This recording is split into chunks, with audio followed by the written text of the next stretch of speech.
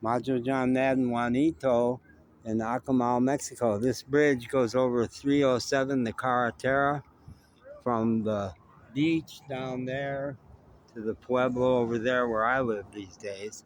And I've had the amazing good luck to encounter an artist named Charlotte Art from Michigan who speaks great English. And we did a little interview the other day, but she's agreed to kind of take me deep inside her creative process, how she became an artist, what it's like for her to paint, what happens, how does she access that creative gift. Charlotte. Hello. So to start with my journey, I guess I've been drawing since I started when I was 5, but I kept it up all the way through elementary and grade school. And then when I turned 16, I decided to drop out of high school so I could go to the Art Institute to get a degree in art. So it worked In out. Chicago? In Pittsburgh. Oh, okay. In Pittsburgh, Pittsburgh, Pennsylvania. So I went to the Art Institute there. And then once I did that, I got my degree in art, and it just became a passion of mine. I've always been involved in it, and I've always been, I don't know, it's always a great way for me to get my emotions out, I guess you would say, and developed and put onto canvas. Say some more about that, getting your emotions. Let's see. I don't even know how to get into that. Messed up childhood, so I wasn't good at emotionally regulation, I guess you would say. So I put it on canvas. Trauma. You had trauma. Shit ton of trauma. So I get through that and process it by putting it on canvas for sure. We're gonna head out. I wanted to say. She's got her friends here, the other artists. She's gotten really tight with them. Hit me up. I'll come visit you. You guys can visit me. Cool. We would love to have you. Yeah. You do great. Oh. So keep me in mind for the next one. I'll be done. You can plan it out. Yeah, we're gonna do usually our Flint Art Festival is gonna be in September, but I'm sure Joe and me will. September, October, somewhere. Yeah. I don't know. We're gonna pick a date. We're friends on Facebook. So. Yeah. Yeah, for sure. I'm a safe flight back. Same. See you. That means I got contact. Right. Yeah. All right, Joe. We'll be back in a little bit. All right. It's too funny. Introduce us to Joe. So this is the great Joe. Hello. Hey, Joe. I'm Joe. Joe, what do you do? Absolutely nothing. Did you guys meet each other just this weekend, or you came down here together? No, we're from Flint. Yeah, we know each other back home. Mm-hmm. He's one of the directors for the nonprofit that I work with, actually. So no, Wow. we do know each other very well. What's the nonprofit? What do you do? Nobody knows me there. Whatever. The Flint Public Art Projects, and it's a nonprofit that we provide art to the community in a bunch of different ways. Community events, murals, projects. We work with kids. Like Flint Public Art Projects pretty much is well-rounded and does anything with the arts. Now, what community is that? Is that Pittsburgh where you live? It's in Flint, actually. Nope, it's Flint? from where I'm from, yeah. Wow, Flint's got a deep history. Oh, yeah. All the stuff with the lead in the pipes. Yep, And yep. very heavily black town. Yep, that's, pretty accurate, yeah. Supposedly we are not in the middle of a water crisis anymore. Supposedly. Yeah. But no, Flint has a lot to offer right now. We're in a pretty much a renaissance period. And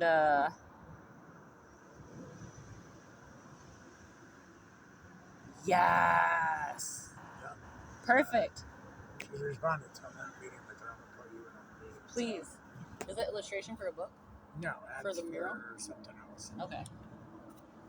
But no, Flint has a lot to offer. If you're into arts, any kind, like visual, any kind of like, really any art, music-wise, like we have such a wide variety in collaboration of artists in Flint. I feel it's slightly overlooked because all everybody ever hears about is the water. Yeah. And no, we have so much to offer in our hometown. So much to offer. What's it like as a white person in a city that's what percent black?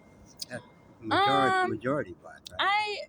I guess I really don't even know how to respond to that because I grew up in the north end of Flint my whole life, and we were one of the only few white families that lived there. So I grew up surrounded by people of culture, and I don't know. It was my life. I grew up with it. So to me, it wasn't weird. I grew up as one of them in the, in the neighborhood. So You didn't say people of color. You said people of culture. yes. Say some more about that. I say that because, I don't know, I come from such a wide variety of a background where I grew up and the people that raised me, and being raised by so many different types of people growing up. I'd rather say people of culture because it is all culture. That's amazing. Yeah. It's a turn of phrase. I never heard it. Yeah. I won't hear people of color the same way ever again. No, yeah, it's no people of culture actually. Yeah, for sure. No, it's a great community. I wish people didn't have the narrative they have of Flint because it is full of beautiful, beautiful people who have a lot to offer. Wow. So what happens for you when you paint? How is it? Because that's a leap of faith Mhm. to just jump off and trust that something's going to come through.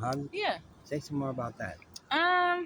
I mean, yeah, I guess really it's about, like I said, I wasn't emotionally regulated as a child, so I didn't really know how to process any of my emotions. And so the best way I knew how to do it was to draw it or paint it or color it, like get it out that way. You say emotionally regulated. I would say you did not have support. You didn't have people No. helping you learn No. how to get your feelings out. No, I definitely raised myself after. I think I would say about 13. From 13 and up, yeah, I was pretty much on my own, raising myself, doing my own thing. And how old are you now? 31. 31. Yep. I was calling you 29. That was close. Yeah. I'll take it. No, I'm 31 now, and no, my life's beautiful. I'm blessed. I live a great life. I'm not. Well, say some more about that. What do you mean when you say your life is beautiful? I don't even know how to put that in words. My whole life I've fought for everything I had, and now I don't have to. It's nice. Wow. Yeah. You're not fighting. No, not at all. Now it just comes in waves. You just learn how to ride the wave. Uh-huh. So how did that shift happen? Did it happen all of a sudden or over a long period of time? I would say both actually, because like for career-wise, I've spent the last 8 years just devoted to my art career, not focusing on other things and just trying to get better and better and better at my craft. And then I would say probably in the last like year or so, it just all the hard work just started paying off, and it was just one offer after another offer after another offer, and it just keeps coming kind of thing. The hardest part is just feeling like you're not going to fail anybody. Like that's probably the hardest thing. Is like I carry a lot of weight for that. So, but what's the path out of that? How can you get over that and go back to just doing it because God? Suck it up and wake up the next day and put your feet on the ground and just go run. Wow. Just run. Yeah. Wow.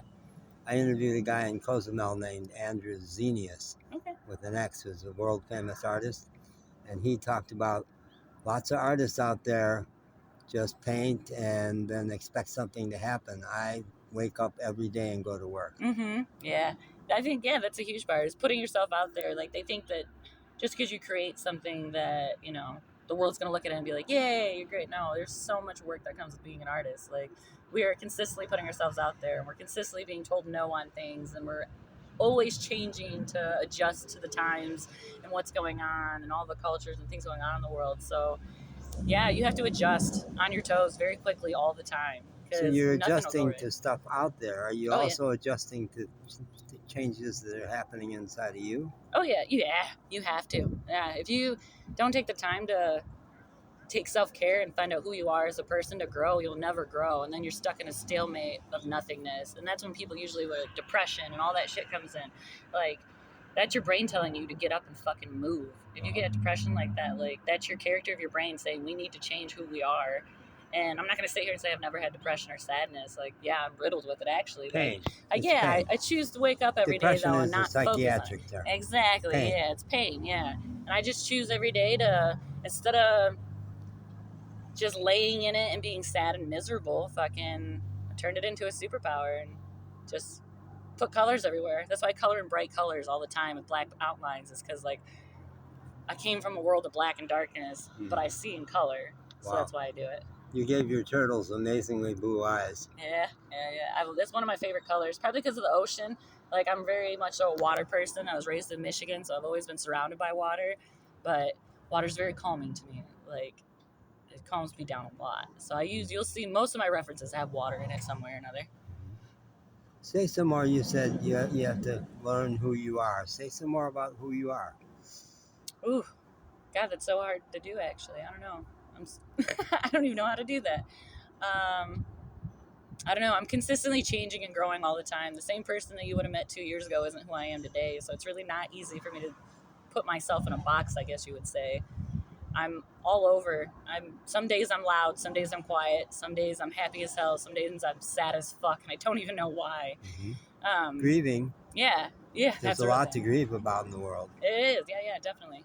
I say these days I'm never genuinely sad, but I grieve like a motherfucker. That's a real thing. Yeah, you carry that with you for sure. And the other thing I say that's like you is I'll say, God, who the hell are you turning me into now? Right. Yeah, I think that a lot actually. I know everything in life's either a gift or a lesson, and I've definitely adapted to that. Failure does not exist in that world. Gift or a lesson. I love that. Yeah, We were definitely. trying to catch the shuttle, but Alex said to us, we were telling Jaime the price yesterday, and they were overcharging us. So Jaime was like, "What?" Well, first service thing 25 pesos, right? So it was like, and he was like, no, it's 45 per person. Oh no, it's not. I pay 45 to Playa. Going to Playa, I always pay 45. Playa, yeah. Because you're not a resident.